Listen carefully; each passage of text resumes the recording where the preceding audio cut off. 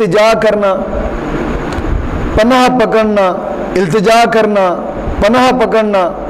دوسرا معنی اعوذ کا یہ ہوتا ہے کہ ملنا۔ اب پہلے معنی کے لحاظ سے یعنی التجا کرنا اور پناہ پکڑنا، اس معنی کے لحاظ سے اس کا یہ مطلب بنے گا کہ میں پناہ پکڑتا ہوں، التجا کرتا ہوں اللہ سے، پناہ پکڑتا ہوں، التجا کرتا ہوں اللہ سے۔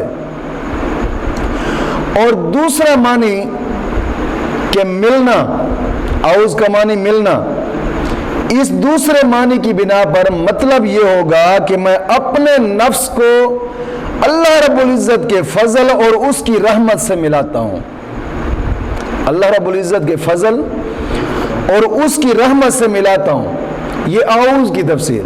اب لفظ اللہ آگے ہے، چونکہ لفظ اللہ آگے بسم اللہ میں آئے گا تو اس پر ہی اس کی تشریح کریں گے۔ آگے لفظ ہے من الشیطان، الشیطان، اس میں دو قول ہیں، لفظ شیطان میں دو قول ہیں۔ پہلا قول یہ ہے کہ بعض یہ کہتے ہیں کہ جناب جی یہ لفظ شیطان سے مشتق ہے، شیطان سے مشتق ہے، یہ شیطان سے مشتق ہے۔ اور دوسرا قول یہ ہے کہ جناب جی یہ لفظ شیطان شاید سے بنا ہے، شاید سے مشتق ہے۔ اب شیطان کے جو معنی ہے، اس کا معنی ہوتا ہے دور ہونا۔ اس کا معنی کیا ہوتا ہے؟ دور ہونا۔ یہ ایک تفسیر ہے جو آگے پھر عالمانہ جب تفسیر کروں گا تو پھر اس تفسیر سے کچھ نہ کچھ سمجھ آ جائے گا، کیونکہ یہ لفظی تفسیر ہو رہی ہے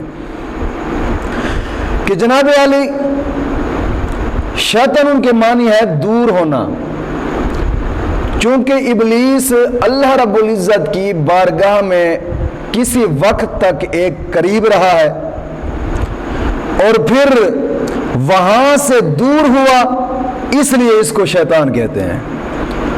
اور دوسرا قول کہ جناب جی لفظ شیطان شاید سے بنا ہے، تو شاید کے معنی ہوتا ہے ہلاک ہونا اور باطل ہونا، ہلاک ہونا اور باطل ہونا۔ تو چونکہ ابلیس سرکشی کی وجہ سے ہلاک ہوا، سرکشی کی وجہ سے ہلاک ہوا ہے، اور اس کا سارا پچھلا جتنا درم برم تھا سب کا سب باطل ہو گیا، اس لیے اس کو شیطان کہتے ہیں۔ اب آگے لفظ ہے اعوذ باللہ من الشیطان الرجیم، یعنی الرجیم لفظ ہے آگے، آخری لفظ اعوذ کا۔ تو لفظ رجیم یہ مرجوم سے بنا ہے، لفظ رجیم مرجوم سے بنا ہے، اور مرجوم رجم سے بنا ہے۔ رجم کے معنی ہوتے ہیں نکالنے کے بھی، یعنی نکالنا، اور دوسرا رجم کے معنی پھینک کر مارنے کے بھی ہوتے ہیں، پھینک کر مارنا اس کو رجم کہا جاتا ہے، اور جناب علی نکالنا اس کو بھی رجم کہا جاتا ہے۔ اور یہ لعنت کے معنی میں بھی آتا ہے الرجیم لفظ، تیسرا معنی جو یہ لعنت کے معنی میں بھی آتا ہے۔ پہلا معنی کیا؟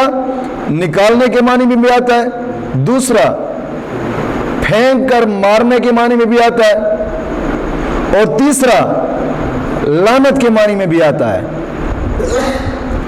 اگر پہلے معنی کیے جائیں، یعنی کہ پہلا معنی کیا تھا کہ رجم کے معنی نکالنے کے، اگر نکالنا معنی کیا جائے تو پھر یہ ہوگا کہ شیطان ملائکہ کے ساتھ رہتا تھا، شیطان ملائکہ کے ساتھ رہتا تھا اور وہاں سے اس کو نکالا گیا، اور اللہ رب العزت نے فرمایا کہ فخرج منہا، فخرج منہا، اس لیے اس کو رجیم بھی کہا جاتا ہے۔ اور دوسرا معنی جناب علی، دوسرے معنی کی بنا پر توجیہ یہ ہوگی کہ اب بھی جب کبھی یہ آسمان پر جانے کی کوشش کرتا ہے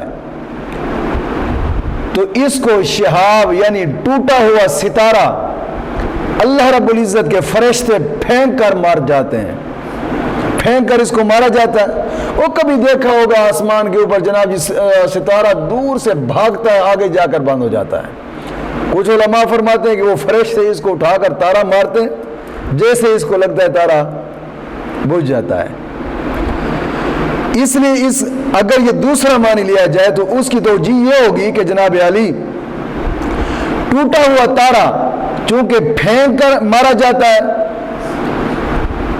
اس لحاظ سے یہ مرجوم ہوا۔ اور تیسرے معنی کی بنا پر جو توجیہ ہوگی وہ یہ ہوگی کہ ہمیشہ، یعنی تیسرا معنی کیا تھا کہ لعنت کے معنی میں بھی آتا ہے لفظ رجیم،